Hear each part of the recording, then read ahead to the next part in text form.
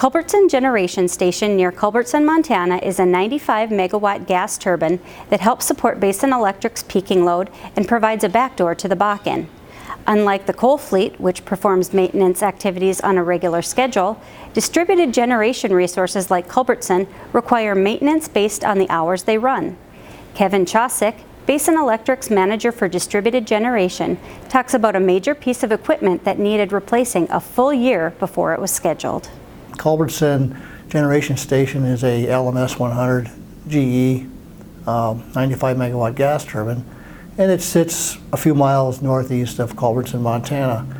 Although it doesn't sit in the heart of the Basin, it does provide a sort of the back door or backstop to the Basin. It is tied to the 115 kV line between Culbertson, Montana and Williston, North Dakota. And you know, the reason we built Culbertson back then is it was to support our member load, peaking load, and our capacity requirements that we had to have at the time. So that site was chosen. It's right off the Northern Border Pipeline, just not even a mile away from the actual tap to the station. But as time has progressed, our load profiles have changed, and so has our generation resources in the Basin area. The Pioneer Station has been added, as well as Lonesome Creek. And all of our maintenance schedules for all of these engines, including Culbertson, is all based on hours or starts.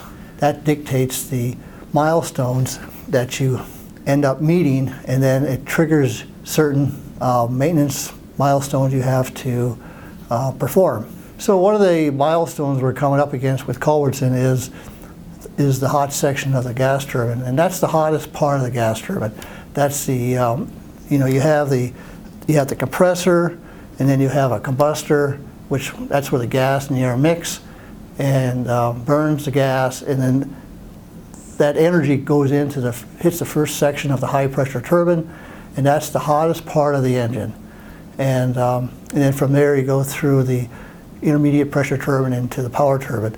So because of the heat in that section, these are all specialized blades, titanium type steel alloy, and all the blades are drilled with cooling holes, and the compressor discharge air keeps these blades cool, but they also have a lifetime hours on them that, you know, how long can they endure the heat and the constant changes of heating and cooling and the cycle life of the engine. So next spring we plan to go into the Culbertson engine in the hot section and recondition the hot section to bring it up to almost new conditioning again, and restart the hours and the starts of the engine and continue on.